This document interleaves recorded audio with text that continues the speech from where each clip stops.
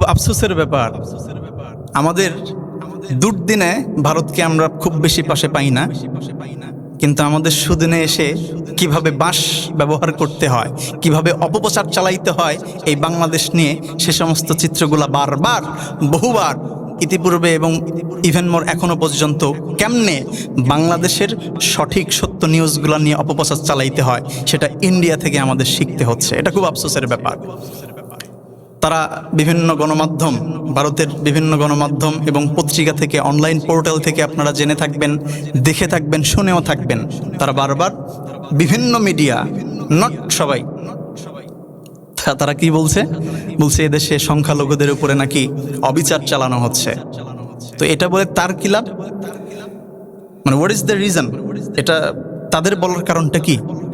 এটা বলার অন্যতম কারণ হলো এই যে বিশ্বের কাছে বাংলাদেশের এই নতুন তরুণ মানুষদের অর্জিত যে সার্থকতা, সেই জিনিসটা বিশ্বের কাছে প্রশ্নবিদ্ধ করা ছাড়া দ্বিতীয় মানে দেয়ার ইজ নো রিজন, এটা ছাড়া আমার জায়গা থেকে আমি দেখি না অতিরিক্ত কোনো লাভ সেখানে আছে। তারা জানে এদেশের পূর্বের মতো সম্পৃক্ততা, সৌন্দর্যতা পূর্বে যেভাবে ইতিপূর্বে গত 15-20 অথবা স্বাধীনতার পর থেকে এখন পর্যন্ত এ ভারত, মনে রাখবেন, এরা নিজের স্বার্থের বাহির থেকে কখনো কোনো দিন এদেশের জন্য, বাংলাদেশের জন্য কখনো তাদের স্বার্থের বাহিরে কোনো সাহায্য করে নাই।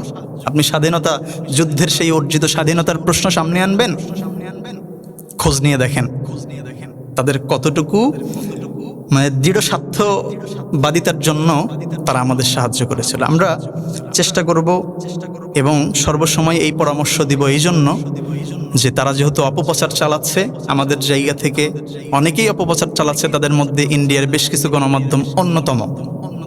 আসলে কোন উদ্দেশ্য করতেছে সেটা তারাই জানে। আমরা চেষ্টা করব, দোয়া করব তাদের হেদায়েতের জন্য, এবং আমাদের এই সমস্ত মিডিয়াকে বয়কট করতে হবে, এই সমস্ত মানুষদের বয়কট করতে হবে, এই সমস্ত সংগঠন সম্পৃক্ত মানুষদেরও বয়কট করতে হবে যারা দেশে বসে ইন্ডিয়ার দালালি প্রত্যহ চালিয়েই যাচ্ছে। সুতরাং আমরা অবশ্যই সেই চেষ্টা করব।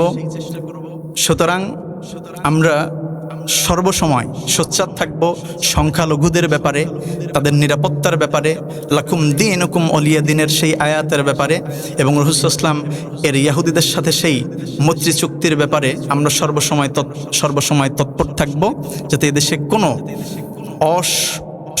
সহিংস ছড়ানোর যে পাঁয়তারা যারা করতেছে তাদেরকে যেন আমরা রুখে দিতে পারি, সেই চেষ্টা আমরা সর্বসময় চালাবো সোচ্চারতার মাধ্যম দিয়ে।